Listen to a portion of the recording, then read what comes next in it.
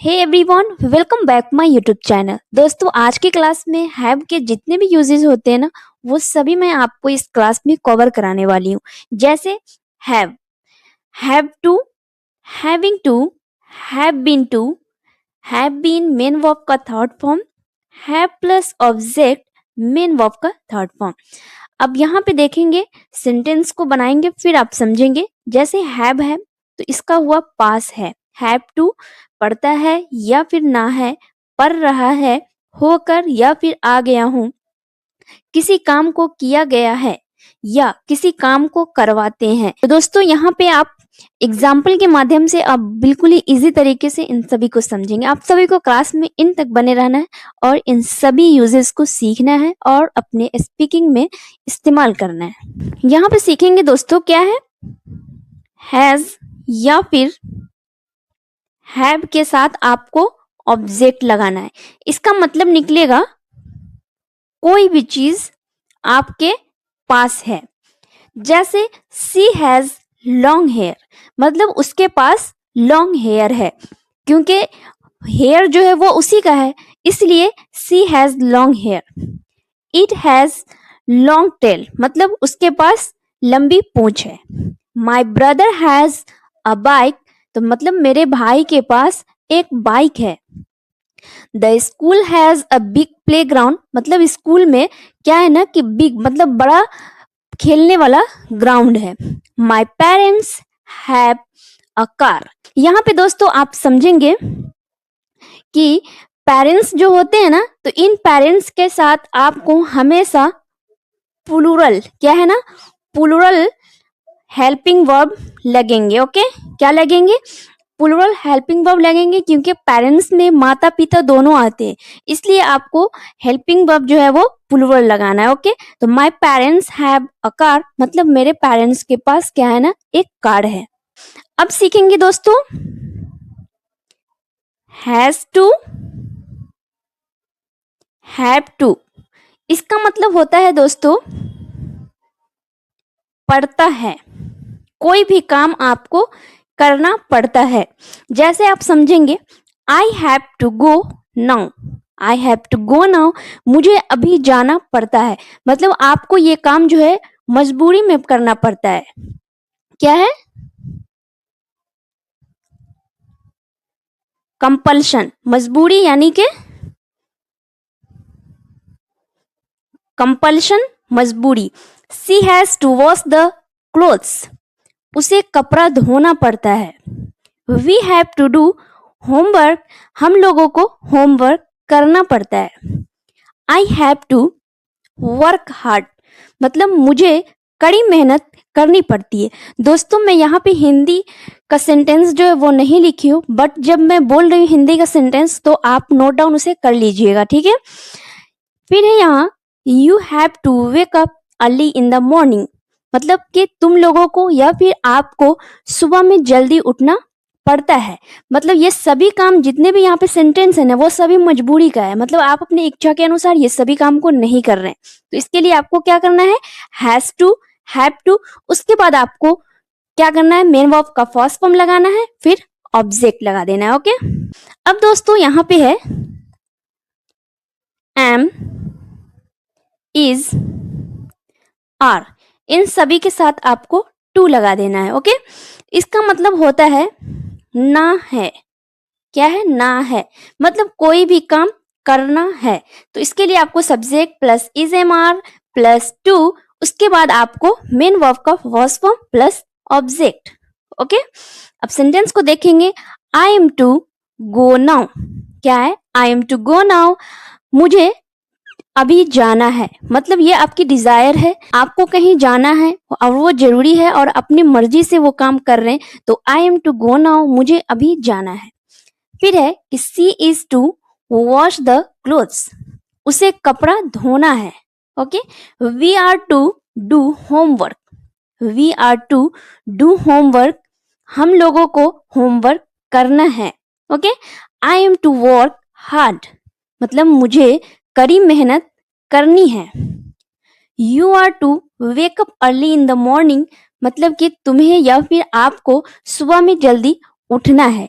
यहाँ पे सभी जो है वो अपने इच्छा के अनुसार हो रहा है, बट इससे पहले जो मैं आपको बताई थी वो सभी क्या था, ये सभी जो था आपका मजबूरी में था, यानी कि कंपल्सन में था। ये सभी काम हैव टू के साथ आप किसी भी काम को मजबूरी में करेंगे, और इज एम आर के साथ टू लगेगा तो वो सभी आपकी इच्छा या डिजायर के हिसाब से होगा। ओके, यहाँ पे दोस्तों क्या है ना, हैज या फिर हैव के साथ आपका मेन वर्ब का थर्ड फॉर्म लगेगा।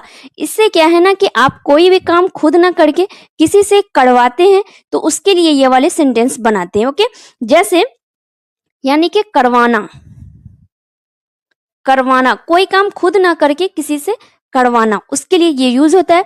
I have my house cleaned, I have my house clean, मैं अपना क्या है घर को साफ करवाया।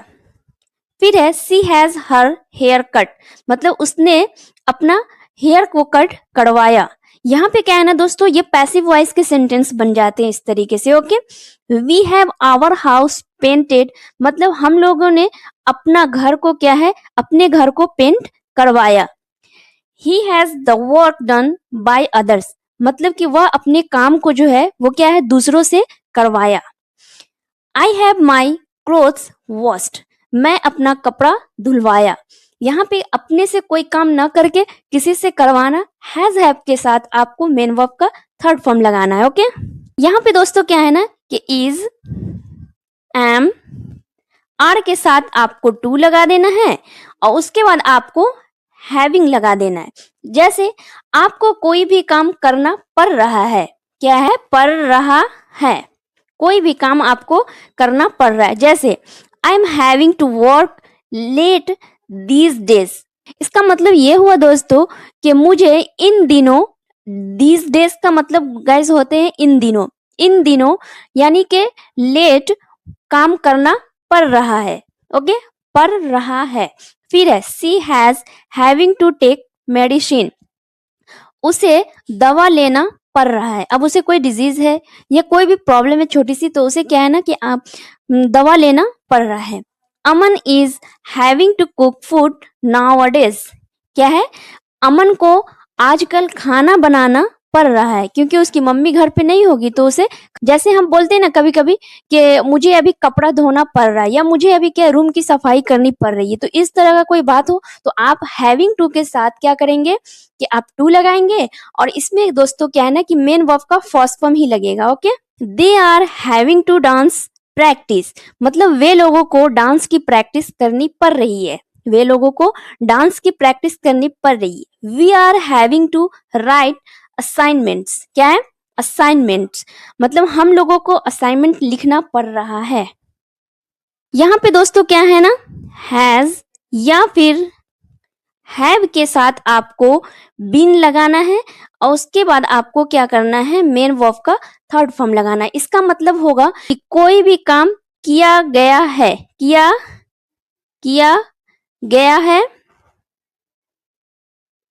या फिर किया जा चुका है, क्या हो जाएगा, किया जा चुका है, इसका मतलब यही हुआ। ठीक है ना, तो यहाँ पे आपको क्या करना है कि ऑब्जेक्ट यहाँ पर पहले होता है दोस्तों, ये चीज आप याद रख लेंगे। ओके, यहाँ पे क्या होगा ना कि ऑब्जेक्ट आपका सेंटेंस में सबसे पहले होंगे, उसके बाद हैज हैव के साथ आपको ये बीन लगाना है, फिर आपका मेन वर्ब का थर्ड फॉर्म जो होगा वो सबसे लास्ट में होगा। जैसे यहाँ पे देखिए कि द फूड, तो द फूड जो हुआ आपका क्या हुआ, ये ऑब्जेक्ट हुआ, और the food has been prepared, मतलब कि खाना बनाया गया है, या फिर यहाँ पर आप बोल सकते हैं कि खाना बनाया जा चुका है। Okay, the clothes have been washed, मतलब कपड़े जो है वो धुए जा चुके हैं या फिर धुए गए हैं। The room has been painted, मतलब रूम को क्या है ना कि पेंट किया जा चुका है या पेंट किया गया है।